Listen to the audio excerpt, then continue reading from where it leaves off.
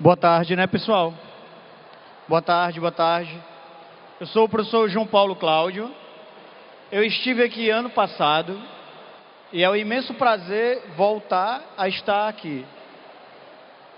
Espero que a aula seja muito proveitosa. Hoje a gente vai ter uma aula sobre formação do Estado.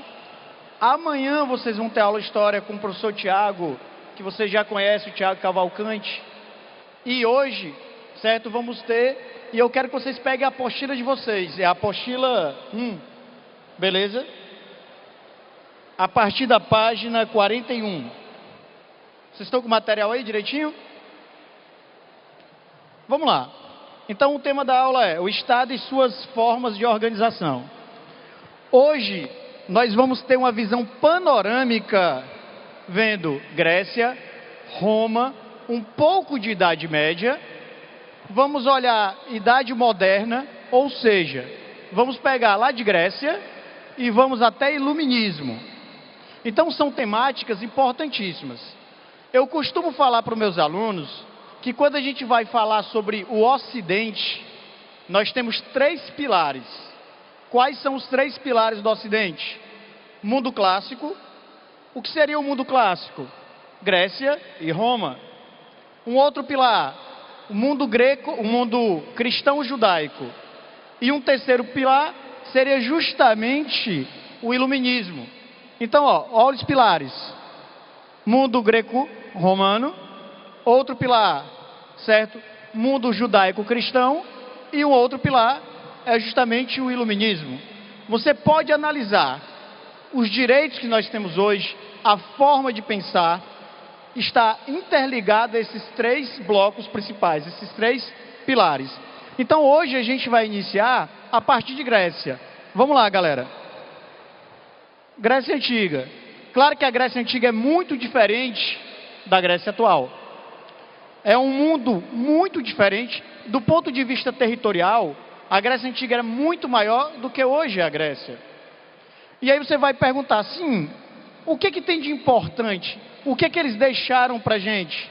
Pessoal, hoje em dia, quando você vai fazer uma prova de vestibular, Enem, ou outros vestibulares, é muito cobrado um tema chamado democracia.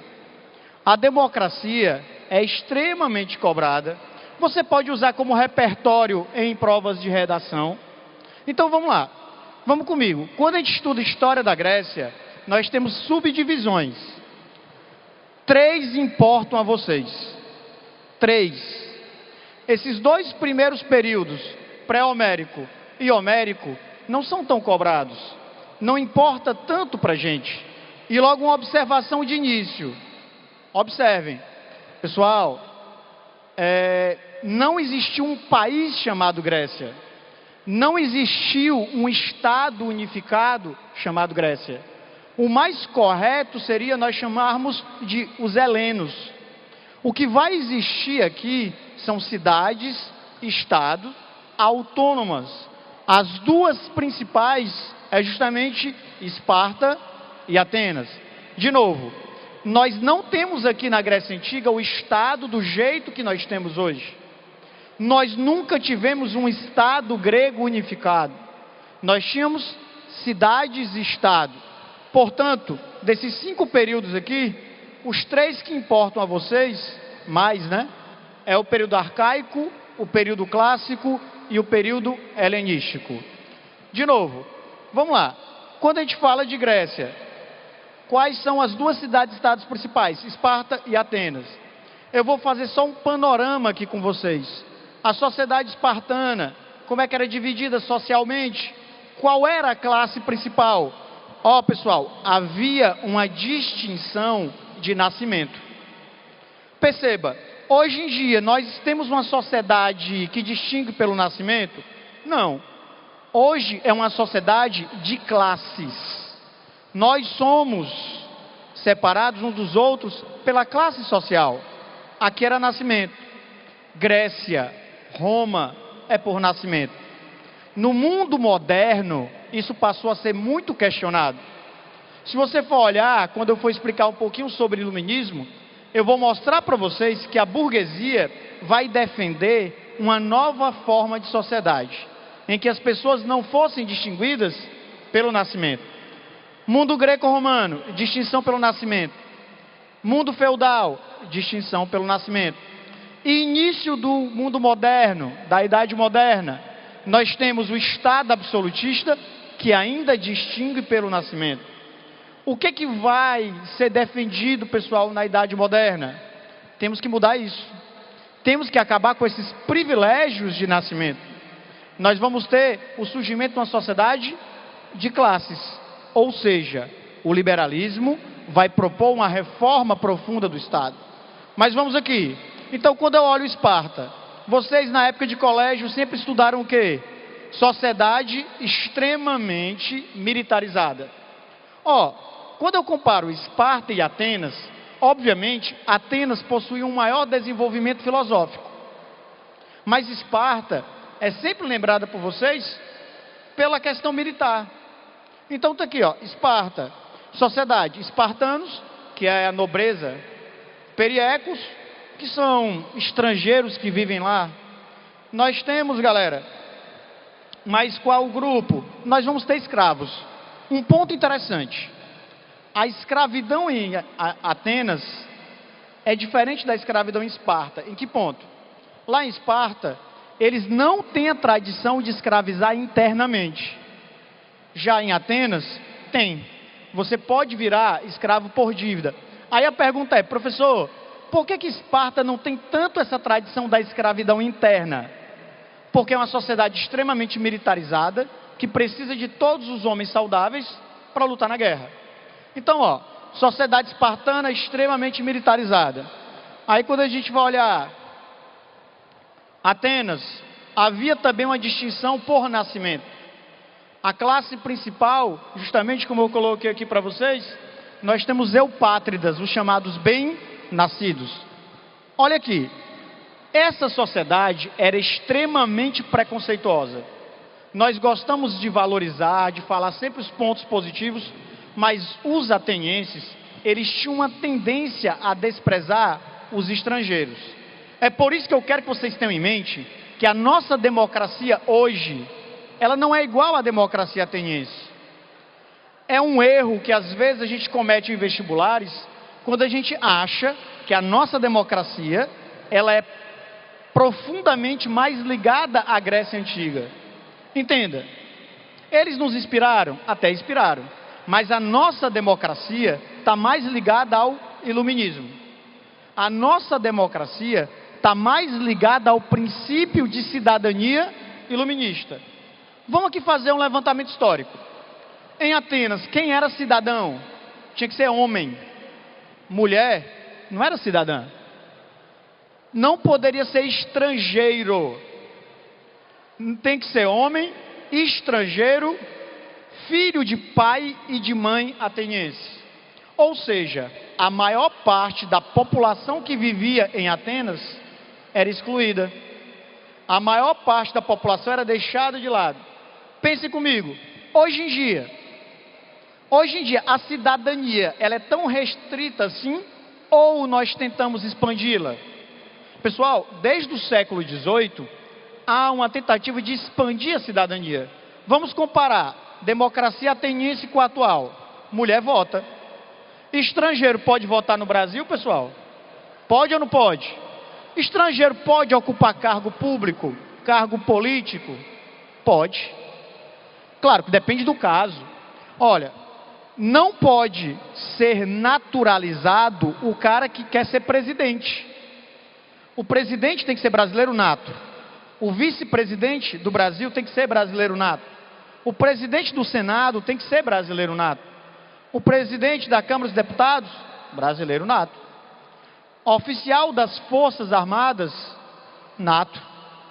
E também diplomatas, brasileiro nato.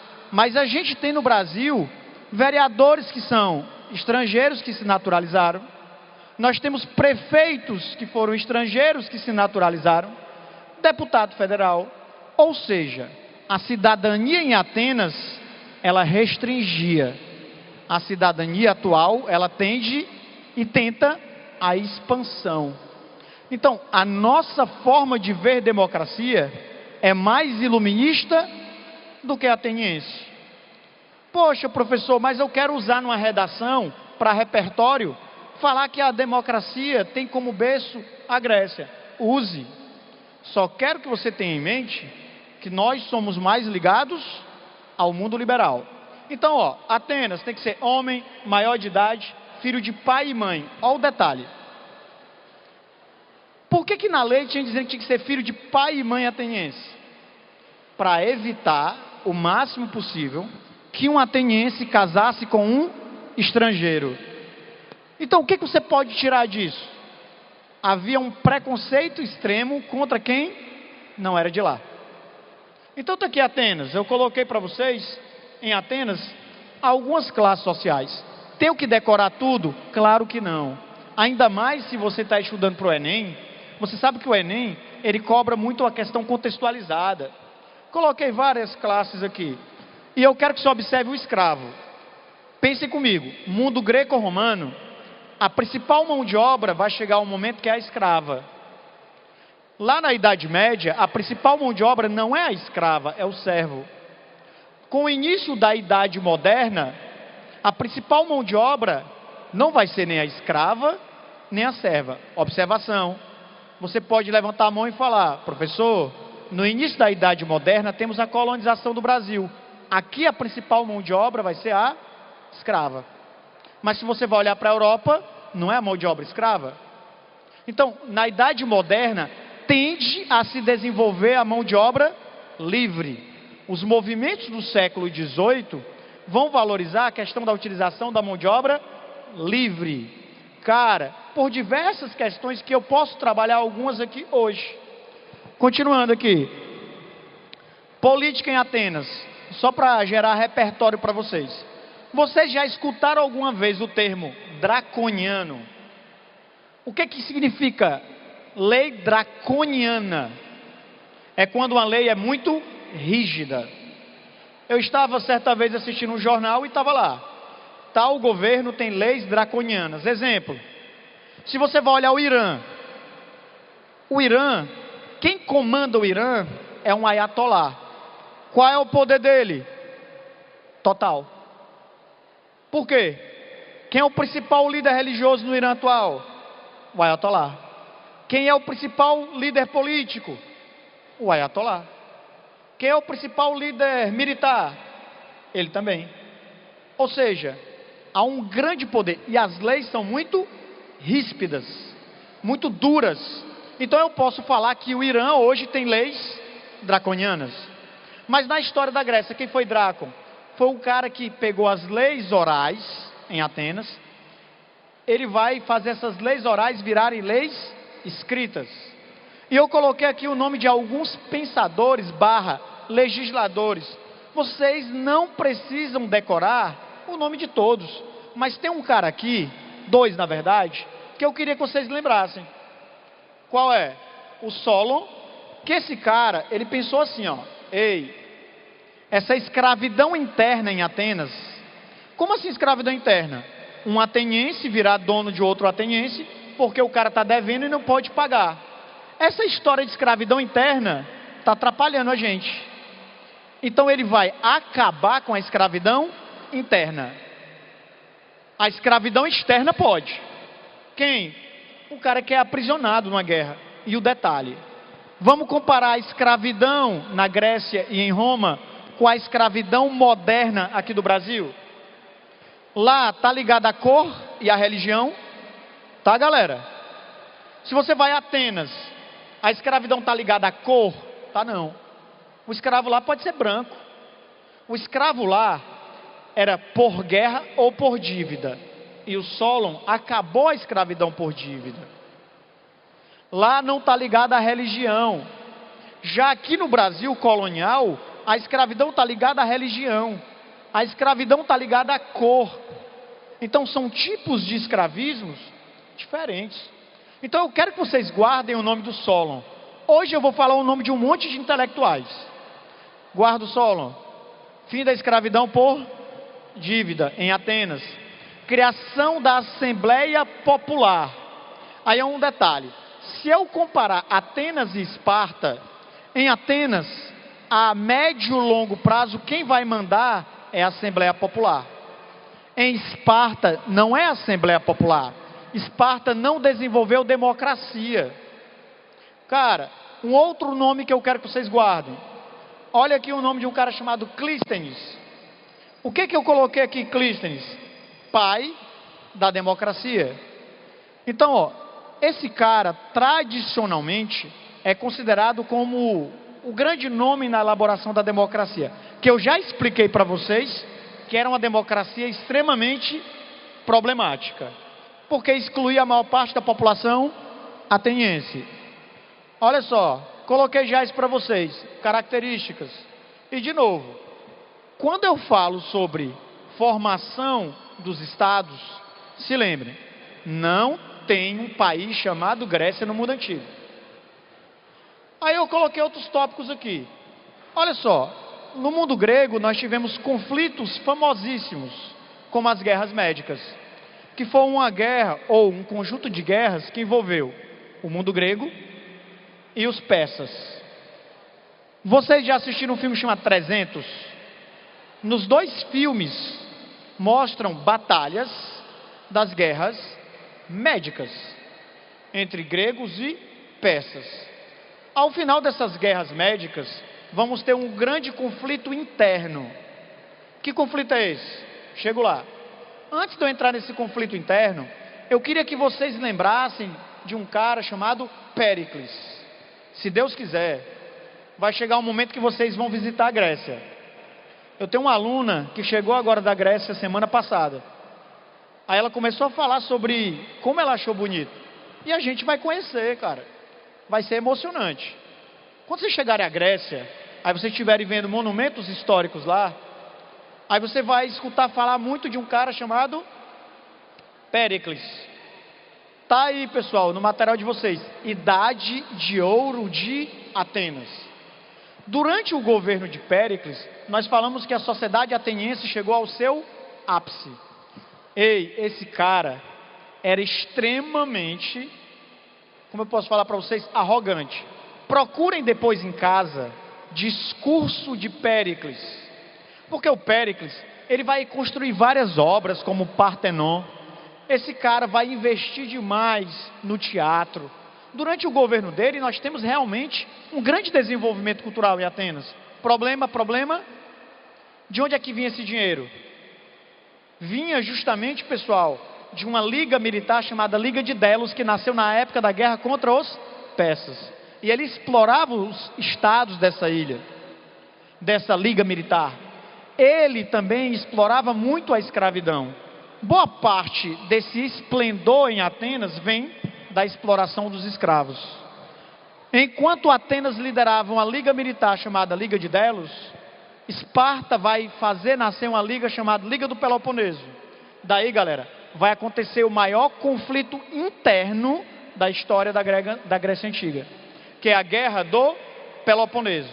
Observe, cidades-estados de um lado comandado por Atenas e outras cidades-estados do outro lado comandadas por Esparta.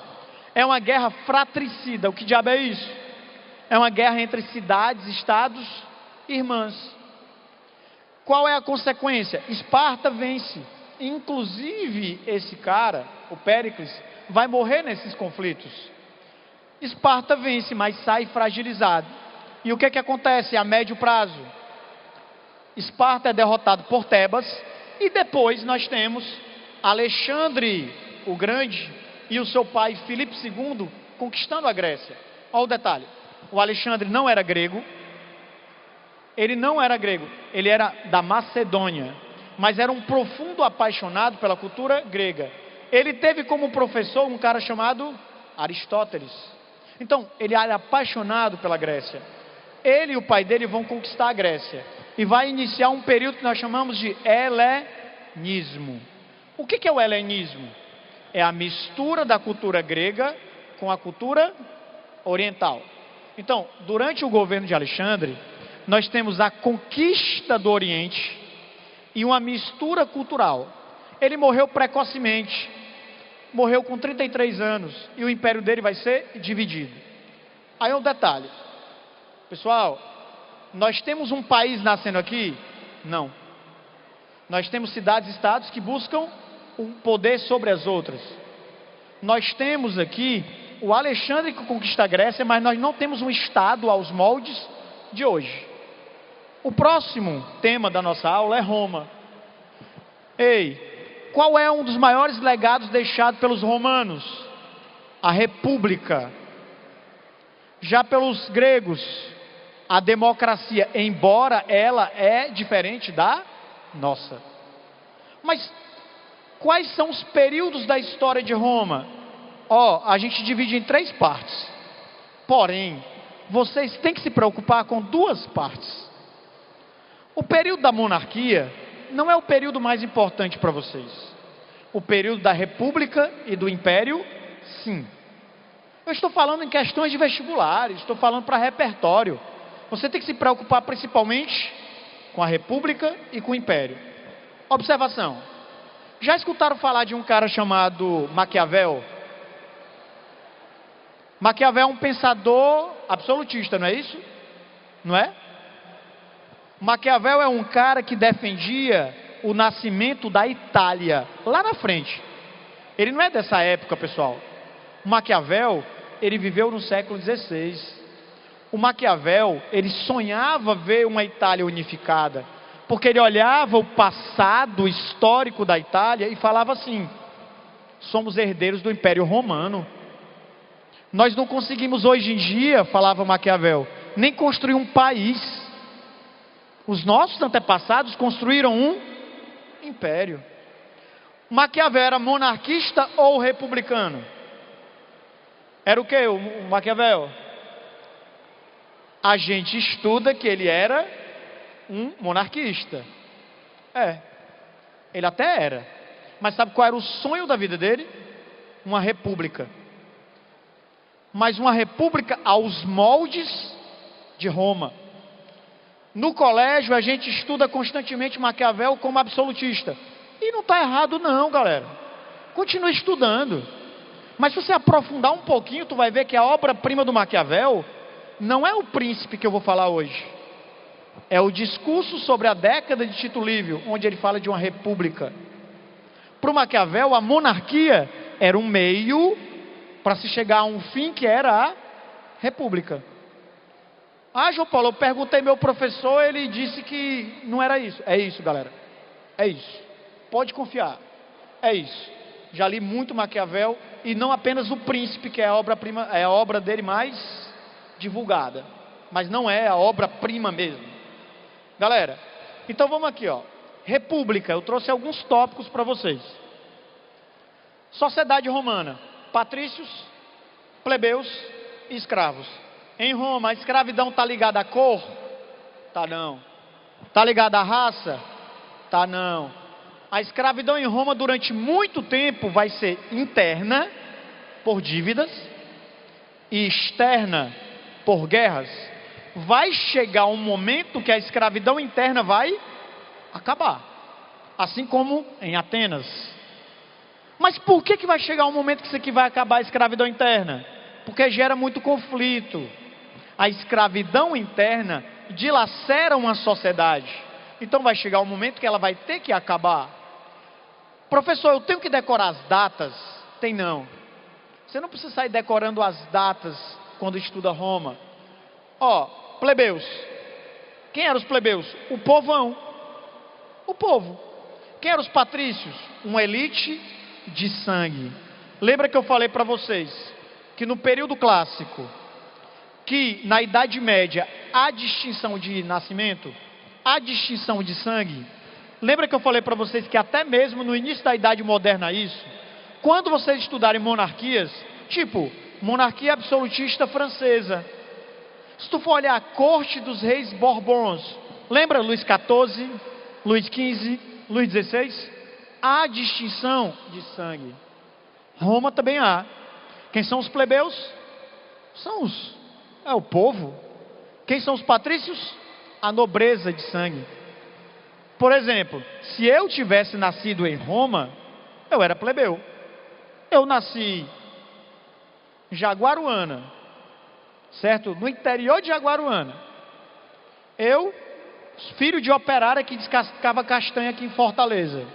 Morei no Barroso e moro na Aerolândia. Plebeu, mano. Falei, moro na Aerolândia, vixe, meu bairro é bom. É calmo. Geralmente as coisas a gente resolve como no Velho Oeste lá, mas é calmo. A gente elimina quem causa... A gente não, eles, né? Falar essas coisas não. Então, ó, patrício plebeus, escravo interno por dívida ou externo por guerra. Vamos continuar. Cara, política. Olha os órgãos políticos romanos. Existe o Senado. No período da República, o Senado é o principal órgão. Senado vem de senex, ou seja, anciãos, mais velhos. É o principal órgão de Roma. O Senado é o principal órgão no período republicano. Se tu fosse a Esparta, lá atrás na história, qual era o principal órgão? A Gerúsia, que eram também os mais velhos. Em Atenas, a Assembleia Popular, todo mundo acima de 21 anos. Em Atenas, a Assembleia Popular. Em Esparta, Gerúsia. Em Roma, República. Quem é? Senado. Aí eu coloquei outros órgãos aqui. Precisa decorar tudo? Precisa não. Eu coloquei aqui, eu quero que vocês lembrem sobre o Senado, o órgão principal. E eu quero que vocês lembrem desse nexum. O que era o nexum? Quando uma pessoa devia e não conseguia pagar, era aplicado o nexum. Tu era, entre aspas, anexado. Tu virava um escravo. A escravidão era para a vida toda, depende do caso. Tinha escravidão que era temporária e tinha escravidão que era para a vida toda. Olha um detalhe da escravidão. Normalmente, ela é vitalícia para a vida toda. Normalmente, não sempre. Normalmente, ela é hereditária. Passa de pai para filho. Deixa eu puxar a escravidão do Brasil de novo. Pessoal, alguém já escutou falar de um cara chamado João da Gama no Brasil? Alguém? Levanta a mão. Alguém? Ei, João da Gama. Quando vocês estudaram sobre o João da Gama, vocês lembram que ele era filho de uma malê, de uma escrava malê? Que a mãe dele participou de uma revolta chamada Revolta dos Malês, 1835, Bahia. Que o pai dele era o dono da fazenda. Ou seja, ele era o filho de uma escrava, portanto ele nascia escravo. Presta atenção. Escravidão em Roma, escravidão em Brasil, milhares de anos depois, é uma escravidão que está ligada à questão geralmente vitalícia e hereditária. Passa de pai para filho. No Brasil, só vai acabar essa escravidão hereditária a partir da lei do ventre livre, lá no segundo reinado. Vamos comigo. Continuando aqui. Ainda república, tribunos da plebe. Ó, essa escravidão interna gerou um monte de problemas. Essa exploração que os plebeus sofriam gerou um monte de problemas. Eu quero que vocês entendam que metade do período republicano, a principal mão de obra foi plebeia.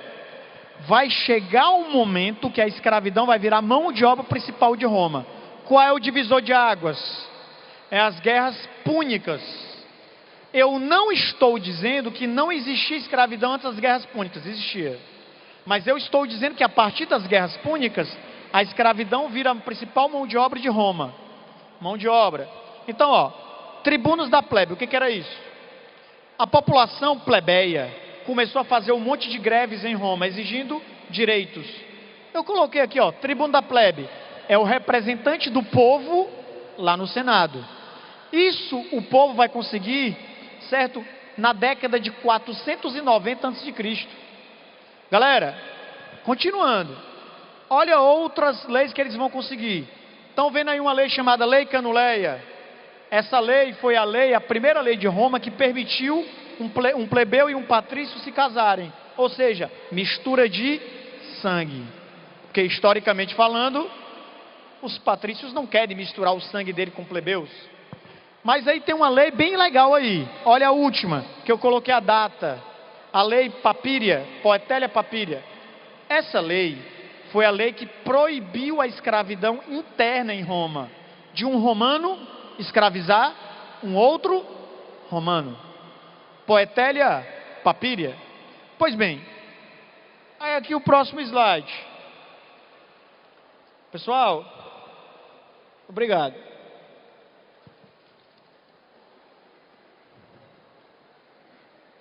Eu não estou conseguindo ler, desculpa. Existia maltratos e abusos. Ah, sim, consegui. Me perguntaram, existia maltratos e abusos em Roma? O que vocês acham? Galera, é uma propriedade. Se é uma propriedade, eu posso fazer o que eu quero. O escravo é um objeto. Se é um objeto, eu posso dispor dele. Como? Eu posso bater. Eu posso usar como se fosse um objeto. Estou sendo gravado, mas vocês entendem o que eu quero falar. Para saciar os meus desejos. Um objeto sexual. Roma acontecia isso, no Brasil acontecia isso. Eram objetos. Claro que nós temos algumas exceções.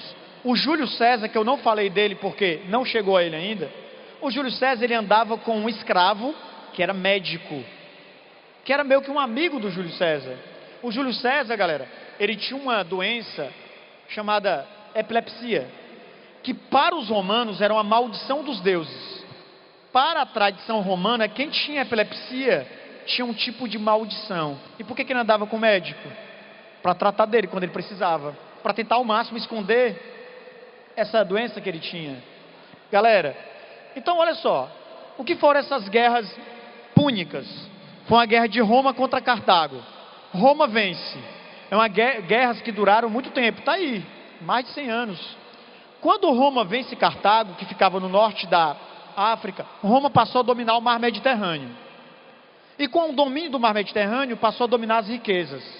E a mão de obra escrava passa a ser a principal de Roma. Roma pega escravos de tudo que é canto. Detalhe, quem são esses irmãos Gracos? Vão ser pessoas que vão ser tribunos da plebe, não decora a data. Tibério Graco, 133 a.C. Ele era um representante do povo no Senado. O que ele queria? Ele desejava reformas para o povo, tipo reforma agrária. Historicamente falando, a reforma agrária não é bem vista, seja em Roma, seja no Brasil.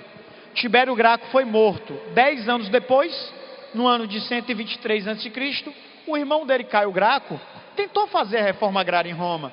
Foi morto. Roma vai passar por um momento de grandes conturbações. Vamos ter várias revoltas, como a revolta de Espartacus. Pronto, não tem essa pergunta? Quem foi Espartacus? Não decora a data, 73 a 71 a.C. Foi uma revolta de escravos que eram gladiadores. Sim, porque eu pego um escravo e boto para ele ser gladiador, para ele se matar. Professor, e cadê o cristianismo? Tem ainda não, viu? Até porque eu estou falando do ano de 73 a 71 antes de Cristo. Jesus Cristo só vai nascer na época que nós temos o primeiro imperador da história de Roma. Que foi quem? Um cara chamado Otávio Augustus. Galera, Jesus nasceu no período que o imperador era Otávio Augustus. Primeiro imperador da história romana. É muita informação, professor. Vocês não viram nada, tem mais um bocado hoje. Galera, só uma pausa aqui para vocês respirarem, porque eu sou uma metralhadora. E vocês não viram nada. Assim como vocês, eu fui aluno de colégio público. Até o primeiro ano, porque eu ganhei bolsa em colégio particular, porque, sei lá, eles viram que eu tinha algum talento. Beleza, eu não tenho. E aí eu estudava desesperadamente.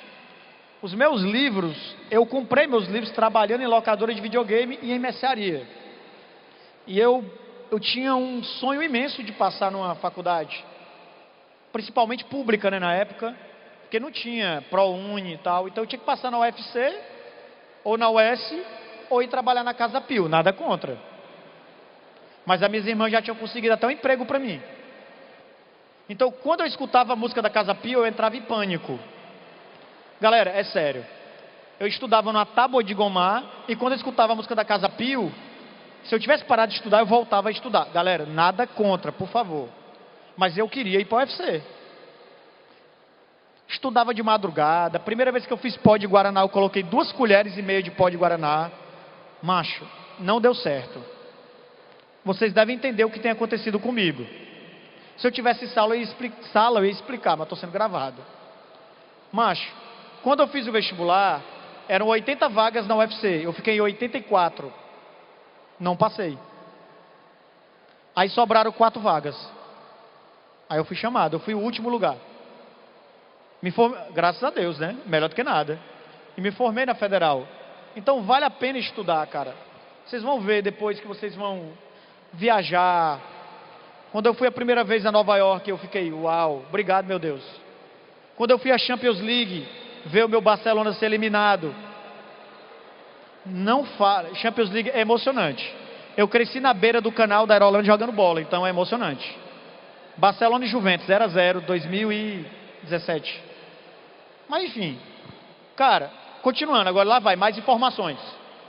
Meu irmão, o que são os triunviratos? Não precisa decorar nomes, mas Roma está num período muito instável. Tem uma revolta de escravos. Essa revolta de escravos foi derrotada por um cara chamado, um dos representantes do primeiro triunvirato. Que quem são os representantes? Pompeu, escutaram falar sobre Pompeu? Júlio César, já escutaram falar? Certo? Os representantes do primeiro triunvirato. Galera, e Crasso, observem, certo? Nós temos aqui uma formação de um primeiro triunvirato tentando reorganizar Roma. Só que Júlio César ganha cada vez mais poder e conquistou a região da Gália, atual França. Havia um medo que Júlio César derrubasse o Senado. E Júlio César vai ser assassinado pelo seu filho adotivo, Brutus. Roma entra em um colapso, em uma grande instabilidade interna. Júlio César tinha como um dos seus generais mais fiéis um cara chamado Marcos Antônio. Pessoal, o Marcos Antônio era tão fiel, que ficou com a mulher do Júlio César, a Cleópatra. Fidelidade. O Marcos Antônio, o sobrinho do Júlio César, Otávio, e um cara chamado Lépido, vão fazer o chamado segundo triunvirato. Resumidamente, o que vai acontecer? O Otávio vai derrubar os outros dois e vai virar o primeiro imperador da história de Roma. João Paulo, tu resumiu. Pessoal, eu tenho pouco tempo, então eu tenho que resumir. Otávio, Augustus, significa o divino. Primeiro imperador da história de Roma. O que tem de especial no governo dele? O que tem de especial aqui? Nasce Jesus Cristo. Mas não é isso que eu vou trabalhar. Ele fez uma reforma censitária. Vou dividir a sociedade romana não pelo sangue, mas pelo dinheiro. Durante o governo dele, vai se consolidar a chamada política do pão e do circo, que até hoje a gente usa. O que é política do pão e do circo? Pessoal, sempre que um governo usa muito a diversão, o entretenimento para desviar a nossa atenção, nós falamos que está havendo política do pão e do circo. Tem hoje em dia? Tem novela, futebol, sei lá, tanta coisa, série, programas aí, Ana Maria Braga, sei lá. Então, política do pão e do circo. O que nós temos mais na época do Otávio Augustus? Nós temos Pax Romana. O que é isso? Ele estabilizou o império. Professor, esse cara é considerado um deus? É considerado um deus pelos romanos. Tanto os romanos como os gregos eram politeístas. Nós não temos um monoteísmo entre gregos e romanos. Continuando, o que foi a Pax Romana? Um período de estabilidade interna, um período de prosperidade, de controle das fronteiras, ele conseguiu controlar as revoltas internas, mas ele morre. E aqui, resumidamente, eu coloquei o nome de outros imperadores. Calígula, que é da dinastia Cláudio-Juliana, a mesma dinastia de Júlio César. Pessoal, João Paulo, tem o Tibério. Tibério, pessoal, eu coloquei porque Jesus foi crucificado na época que ele era imperador. Calígula, o Calígula era um cara do bem. O Calígula foi um cara que chegou a um grau de imoralidade nunca visto no Império Romano. Era um autoritarismo extremado. O Calígula, para humilhar os outros senadores, ele nomeou, certo, o cavalo dele para ser cônsul de Roma. O cara que comanda o Senado, ele pegava as mulheres de senadores e obrigava elas a irem para o palácio deles e fazia tipo leilão de uma noite com essas mulheres para humilhar os senadores. Ele foi assassinado, claro.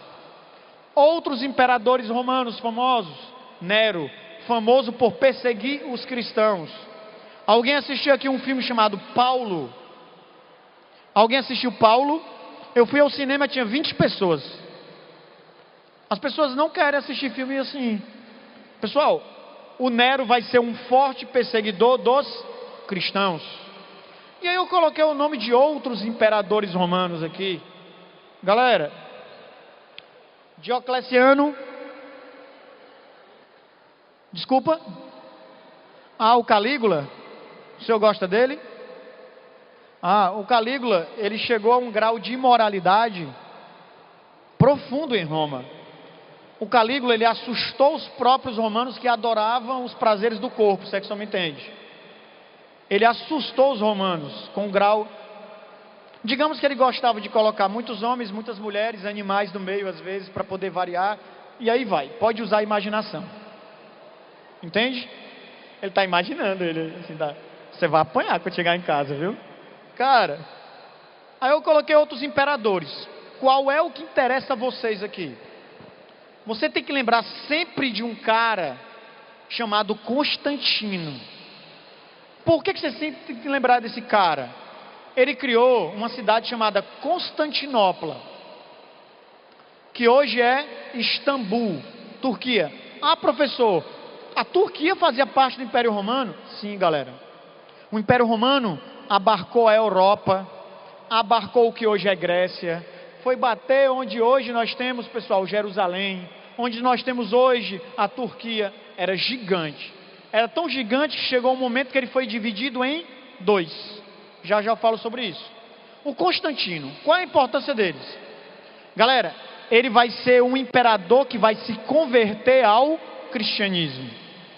Edito de Milão se converteu ao cristianismo. Se ele se converte ao cristianismo, o cristianismo passa a ser tolerado. Mas João Paulo, a distância temporal de Nero que perseguia para o Constantino é uma distância longa? Pessoal, de quase 3 séculos. O cristianismo foi perseguido, mas continuou a ficar de pé. E aqui ele é tolerado em Roma. O imperador, ele assume o cristianismo como sua religião. E depois nós vamos ter um cara chamado Teodósio. O Teodósio, ele vai legitimar o cristianismo como religião oficial de Roma. Por que é importante falar isso?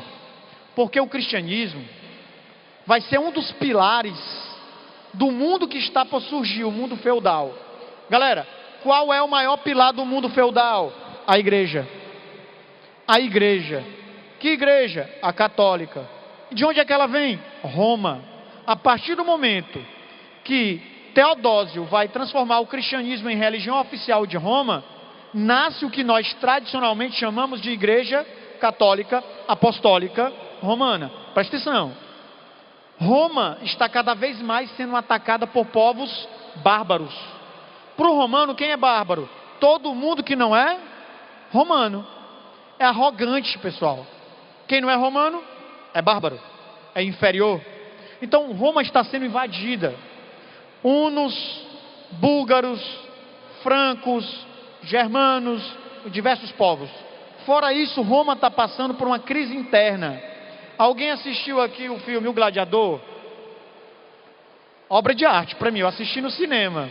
Eu assisti no Cine Diogo no centro, faz tempo. Galera, lá aparece um general chamado Máximos. Ele existiu. Ele existiu. Só que ele não é da mesma época do Cômodos, que é o imperador do filme. É de época diferente. Pessoal, esse momento aqui que eu estou falando para vocês, nós temos uma briga interna entre o exército. O exército brigando consigo próprio para saber quem vai ser o imperador. Roma está sendo atacada externamente. Corrupção internamente. Então, um império gigante, que embora tinha sido dividido em Império Romano do Ocidente e do Oriente, mas era grande, com corrupção, com anarquia militar, com ataques externos. O Império Romano do Ocidente vai cair em 476 depois de Cristo. Galera, começa a chamada Idade Média. Pergunto a vocês, na Idade Média, que vai de 476 depois de Cristo a 1453, queda do Império Romano do Ocidente, 476. Queda do Império Romano do Oriente, só em 1453. Esse período é chamado de Idade Média. Pergunto a vocês, existia um Estado unificado? Existia? Não. Qual é uma das principais características da Idade Média? Fragmentação política. Vocês concordam comigo que Roma tinha uma unidade política? Tínhamos imperador. Mesmo com a divisão do Império Romano, nós tínhamos um imperador para o Ocidente e outro para o Oriente. Agora, na Idade Média, há uma pulverização do poder. Professor, tem reis na Idade Média? Tem.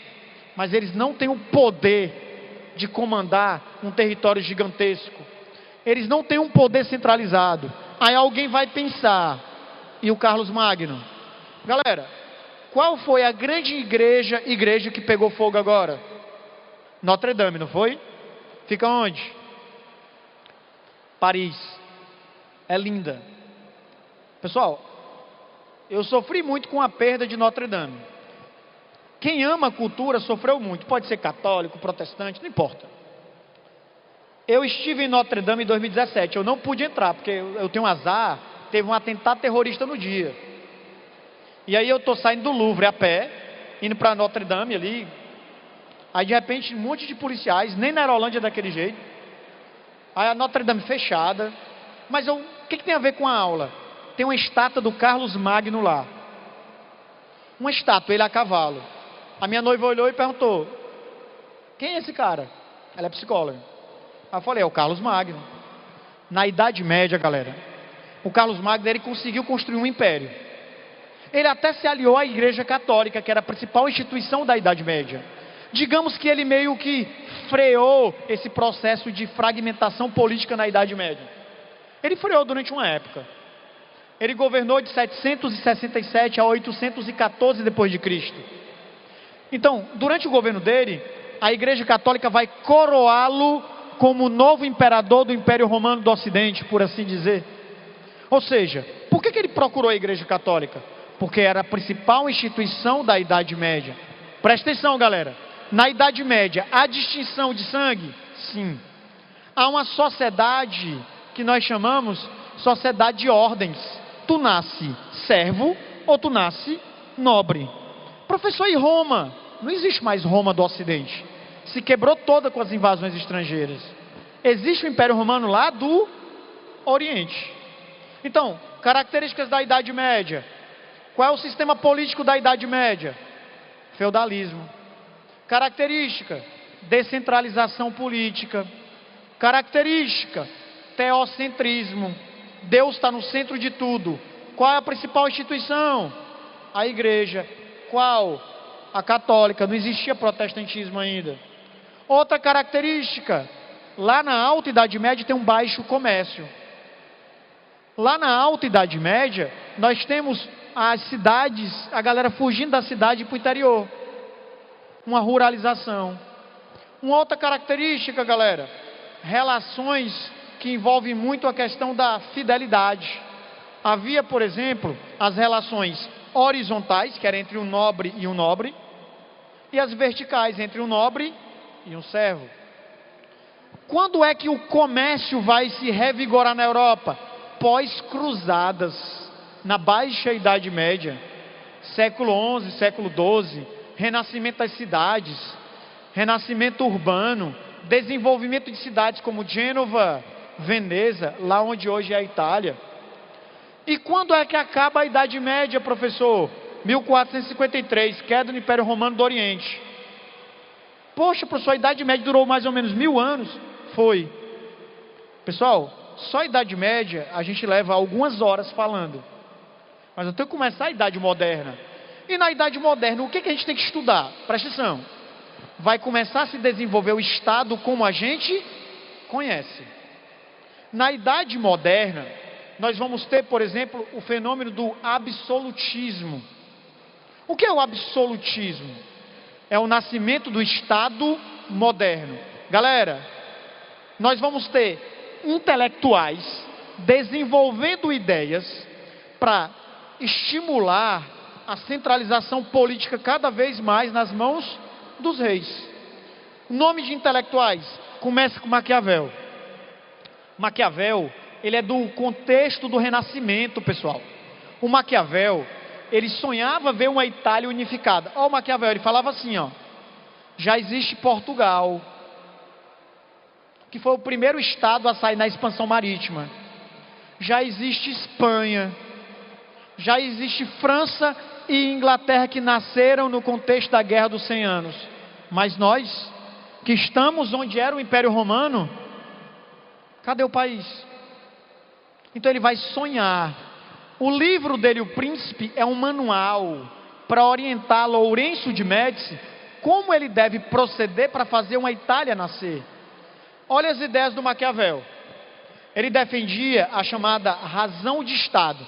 Pessoal, para o Maquiavel, o bom príncipe é o que segue a ética cristã, é? O bom príncipe é o bonzinho.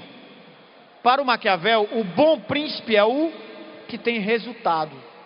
Ele falava, temos que separar religião e Estado. Em que sentido? No sentido de que o Estado, o rei, não pode seguir as normas religiosas, senão ele não vai fazer guerras. Porque o bom príncipe é o cara que tem resultados. E se for necessária guerras, no plural, se forem necessárias guerras, ele tem que fazer. Se for necessário ele massacrar uma minoria étnica, que mate. Desde que seja para o bem geral, para um bem maior. Viste João Paulo, ele era cruel às vezes, era.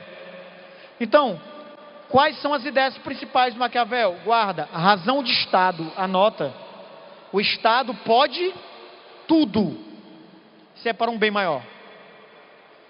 Separar a ética, a moral, da política, para ter eficiência.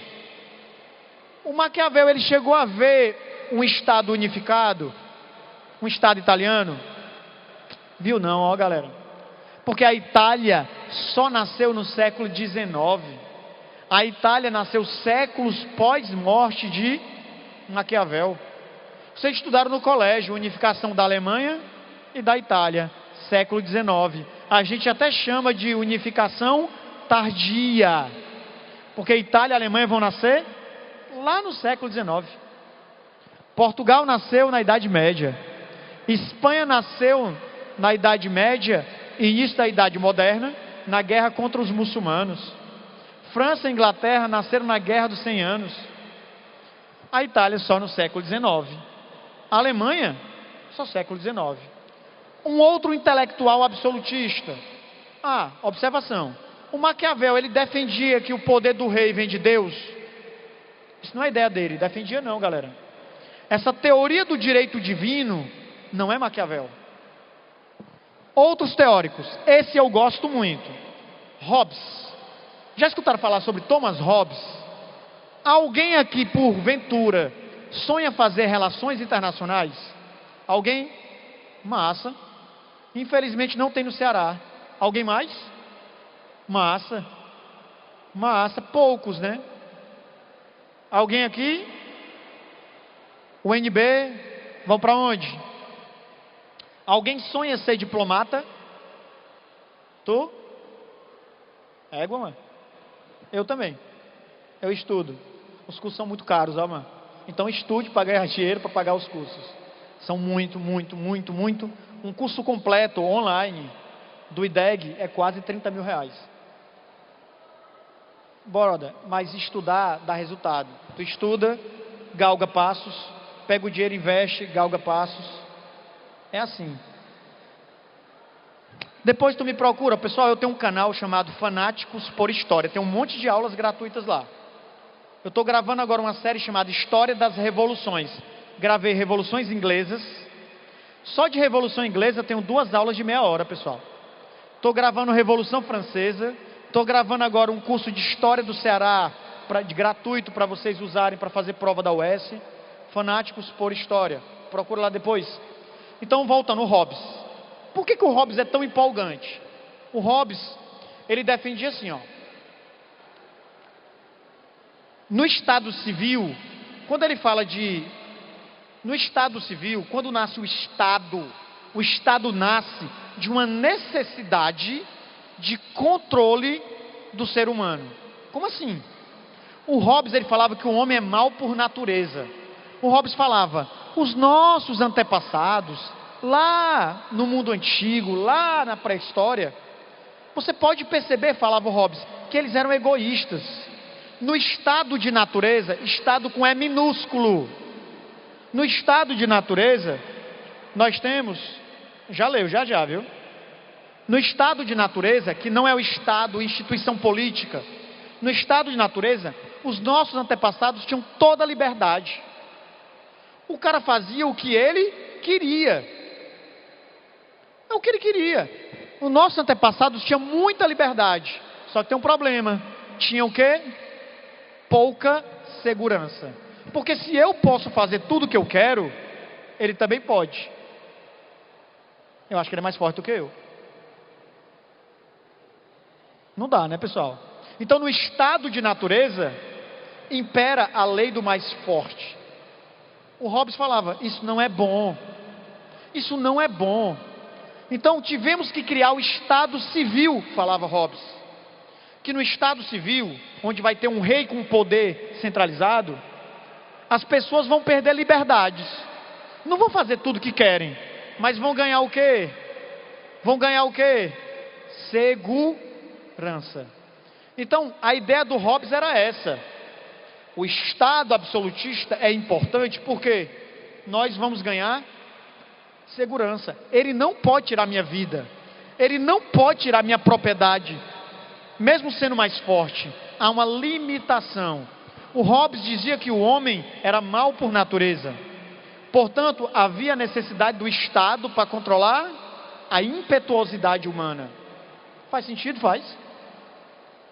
Faz sentido? O ser humano é egoísta? Galera, de boa. O Hobbes é um cara que é lido até hoje. O Hobbes e o Maquiavel, eles inspiram teóricos até hoje. Nas relações internacionais, há o chamado realismo político, que a galera estuda muito Maquiavel, Hobbes. Então o Hobbes falava, por que nós precisamos de um Estado centralizado, forte, para controlar o ímpeto humano? E vocês que fazem parte desse Estado, vocês não têm direito de se revoltar contra o Estado. Vocês têm que aceitar. Mas o Hobbes, ele não defendia a teoria do direito divino, não. Ele e o Maquiavel não são teóricos do direito divino. É o Bossuet que é o Baudin que é teórico do direito divino. Então, o Hobbes futuramente, ele vai ser contestado pelos iluministas. O Maquiavel vai ser contestado futuramente pelos iluministas. Detalhe, João Paulo, está nascendo um Estado moderno. E aí, como é que é? O Estado moderno, ele possui fronteiras, exército. Para que o exército? Para controle das fronteiras e controle de revoltas internas. Moeda, criação de uma moeda. Na Idade Média, galera, era um monte de moedas. Na Baixa Idade Média, a gente vai ter um monte de moedas. Vamos ter agora uma moeda nacional. Vamos ter uma justiça, porque a população que vive aqui, ela quer ter a sensação de que é escutada por meio da justiça. Território, exército, moeda, justiça, língua. Isso são elementos e povo constitutivos de um Estado. E esses teóricos estão defendendo mais ainda esse Estado moderno ou Estado absolutista. Bora. Deixa eu explicar uma coisa para vocês. Não tem o Hobbes? Ele era um profundo estudioso da cultura grega. O Hobbes, ele ganhava vida, galera, traduzindo livros, dando aulas. E ele traduzia um livro do grego antigo para o inglês que mexeu muito com a cabeça dele. Olha o livro que ele traduziu: História da Guerra do Peloponeso. Que guerra foi essa? Foi uma guerra que envolveu Esparta e um monte de cidades-estados versus Atenas e um monte de cidades-estados. Olha só na cabeça do Hobbes. Ei, mano, essa sociedade grega era muito avançada, mas eles se detonaram. essa guerra interna detonou. Aí ele pensando, o que não existia na Grécia Antiga, que pode existir hoje? O que não existia lá, que eu acho muito importante, é o Hobbes, um Estado centralizado. O Hobbes falava, a ausência de um Estado centralizado na Grécia contribuiu para essa guerra interna. Se tivesse um Estado forte, não teria acontecido não. Aí imagina, eu estou traduzindo um livro de uma sociedade que eu admiro muito, que é a grega, e fico pensando, eles poderiam ter existido por mais séculos, mas eles se autodestruíram, se fragilizaram e foram dominados por Alexandre. Olha o pensamento dele. O que está acontecendo na Inglaterra na época do Hobbes? Está tendo guerra interna. Olha o pensamento dele. Vixe, cara, será que essa guerra vai fragilizar a gente? Será que a gente vai ser dominado por franceses? Ei, eu defendo um Estado forte. Vocês viram que os estudos dele e a experiência de vida dele contribuiu para as ideias dele de um Estado forte. Continuando, Jacques Bossuet, Jean Bodin, esses dois são teóricos do direito divino. Eles defendem que vocês, o povo, não pode se revoltar contra o rei, porque o poder do rei vem de quem? De Deus. Vem de quem? De Deus. Olha o detalhe, Locke vai contestar esses caras tudinho. Quem é Locke? Segura só um minutinho. Cara, então vamos lá. Maquiavel absolutista, Hobbes absolutista, Jean Bodin e Jacques Bossuet absolutistas e defendem a teoria do direito divino. Esses caras estão contribuindo para o nascimento do Estado moderno. E futuramente o que vai acontecer? Galera, futuramente vão surgir as ideias liberais. Pergunto a vocês, as ideias liberais vão concordar com as ideias absolutistas? Vão não. Vão defender o fim do Estado? Não, eles defendem o Estado, mas um Estado diferente do Estado proposto pelos absolutistas. Quer ver? Na época do absolutismo, está aqui na França, Luís XIV, questão Enem. O Luís XIV, o poder emanava do povo ou dele? O que vocês acham? Na época do absolutismo, o poder vem de quem? Do rei, mano. Do rei. Hoje em dia assim é. O poder emana do presidente do Brasil ou do povo? Do povo. De onde é que vem essa ideia? Do iluminismo. Presta atenção. A soberania, o poder no absolutismo vem do rei. Hoje em dia vem do povo. Quando é que isso mudou? Com as ideias liberais. Qual é o primeiro teórico liberal que vocês devem conhecer e dá para usar um monte de redações? John Locke, britânico. O John Locke, ele viveu entre, vou tentar lembrar aqui, 1642 a 1704. Vamos lá. O John Locke era inglês e ele pensava assim, cara, eu defendo o Estado. Eu defendo o Estado, mas não do jeito que o Hobbes defendia. O Hobbes dizia que o homem era mau por natureza. Eu acho que o homem nem é mau nem é bom. Eu acho que o homem é uma tábua rasa, uma folha em branco. O John Locke defendia os direitos inalienáveis. Quais são os direitos inalienáveis? O que é um direito inalienável? Que ninguém pode tirar de vocês. O John Locke falava, quando nascemos, temos 3 direitos inalienáveis: a vida, a propriedade e a liberdade. Liberdade de expressão, liberdade religiosa, direito de ir e vir. Está aí o Locke. E o Locke falava, eu discordo do Hobbes. O Hobbes diz que a gente não pode se revoltar contra os governantes. Eu discordo. Eu acho, John Locke, que se o governante oprime o povo tem direito de quê? De se rebelar. Eu, John Locke, defendo que se o povo não participa da elaboração de leis, o povo tem o direito de contestar essas leis. Pergunto a vocês, qual é o movimento histórico burguês que vai se basear fortemente no John Locke? Independência dos Estados Unidos. Pessoal, se você pegar a Constituição dos Estados Unidos, e for ler, tu vai ver John Locke lá dentro. Eu não estou dizendo que ele estava lá na época da independência, ele já tinha morrido. Mas eu estou dizendo que as ideias dele vão inspirar Alexander Hamilton. Já escutaram falar do Hamilton? Tem até um musical da Broadway agora, que a gente assiste na internet aí, que é muito caro lá, é $420.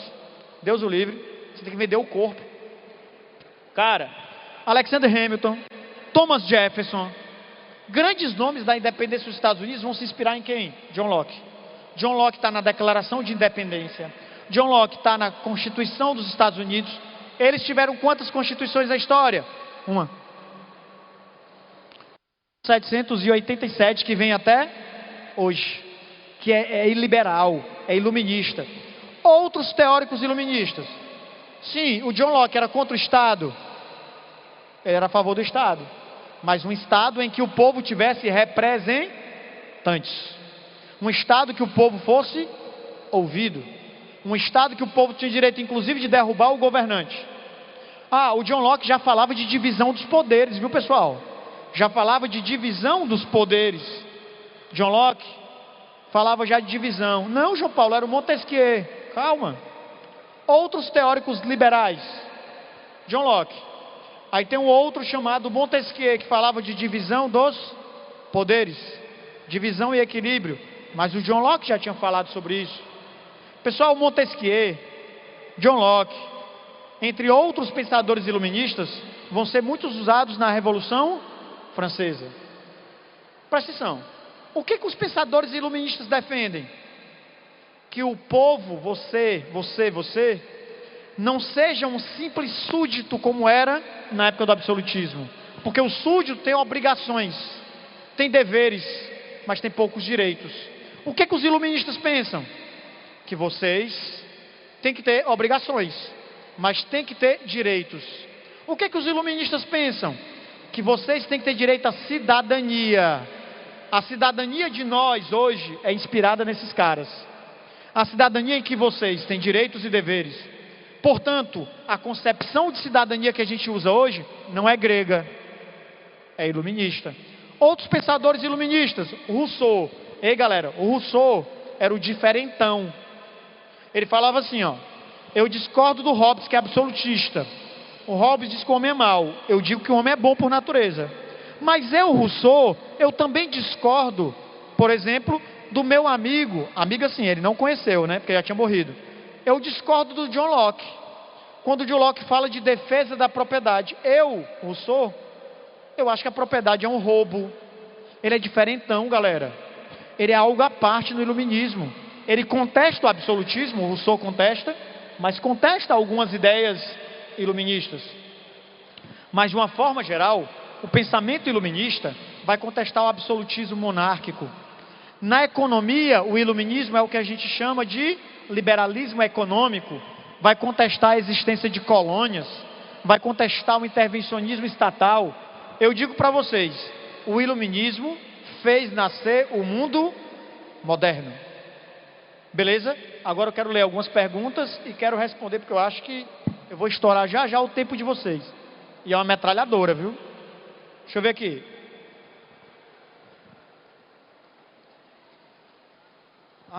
Me perguntaram, pode falar um pouco sobre a teoria dos três poderes do Montesquieu? Eu não sei quem perguntou, mas vou responder. Já respondi, né? Mas lá na Grécia já tinha um cara chamado Aristóteles que falava sobre a divisão dos poderes.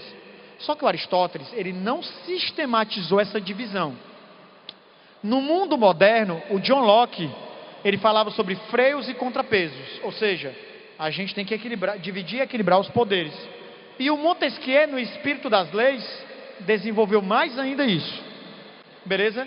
Teoria dos três poderes do Barão de Montesquieu. Uma outra pergunta. Não sei se eu vou entender. Boa tarde. O senhor disse que a obra O Príncipe são conselhos para os príncipes. É conselho principalmente para Lourenço de Médici. Porque assim, eu adoro biografias, né? Os meus personagens históricos preferidos são o José Bonifácio, que os brasileiros não conhecem, eu fico chateado, porque ele foi fantástico. Eu adoro também Winston Churchill, Otto von Bismarck, que apesar de ser bem difícil, eu gosto muito dele. Eu queria usar outra palavra, mas não posso aqui. Enfim, e o Maquiavel, eu pesquisei muito sobre a vida dele. O Maquiavel, ele entrou numa treta política com a família Médici. Entrou numa treta. E ele foi meio que punido. Então ele meio que se exilou em uma fazenda dele, no interior. Ele achava que a vida política dele tinha acabado. Só que nesse período, entre aspas, exílio, ele teve mais tempo para fazer o chamado ócio criativo. O que é ócio criativo? Os gregos faziam muito ócio criativo. O que é o quê? É você dedicar tempo livre para pensar. Então o Maquiavel, ele vai ter muito tempo agora. E ele começa a escrever conselhos. E ele resolve escrever um opúsculo, que é um pequeno livro. Que é um livro com lições para o Lourenço de Médici. Para orientar como ele deve proceder para fazer uma Itália nascer. O Príncipe são textos que na verdade são aconselhamentos, orientações para Lourenço de Médici fazer a unificação da Itália. Mas o meu livro de filosofia diz que a obra são críticas. Pessoal, conselhos e críticas. Ele está criticando reis que querem ser bonzinhos e não conseguem nada. Então entenda, são conselhos e críticas. Mas uma coisa é séria. Nós temos o costume de falar, o Príncipe é uma das obras-primas de Maquiavel. Galera, obra-prima é uma. Não existe, se você for pesquisar obras-primas, a obra-prima dele é o Discurso sobre Década de Tito Livio. O Príncipe é um grande livro, mas não é o principal dele. E ele falava isso. Há um livro, se alguém tiver curiosidade, chamado Novo Manual de Ciência Política. Nesse novo manual de ciência política, são pessoas que são doutoras em determinados autores. Ei, galera, vale a pena. Dá para estudar história, filosofia e sociologia. Tem os principais pensadores da história sendo explicados. E o cara que vai explicar Maquiavel, ele é pós-doutor em Maquiavel. Então é um cara que conhece demais. E ele disseca Maquiavel. É muito legal. Próxima pergunta. Esse aqui existia maus tratos. Acho que foi isso. Beleza? Não, esse aqui não é para mim não. Beleza, galera? Espero que tenha sido muito proveitoso. Apesar de nós termos feito historicamente um apanhado gigante, galera. E estudem, viu? Vale muito a pena. Vocês vão ver, cara. Vão ver porque, como eu gosto de falar, eu, assim como vocês, sou filho de operário. Meu pai morreu quando eu nasci. Eu acho desgosto, olhou para mim, o bicho feio. Minha mãe criou a gente sozinho, 4. E eu olhava para os estudos e via como uma alternativa. Porque eu não sabia jogar bola para ser jogador, né? Modelo não dá para eu ser. Ganhar na Mega Sena é difícil, então eu fui estudar. Vale a pena, viu? Estudem, vocês vão ver. Um abraço.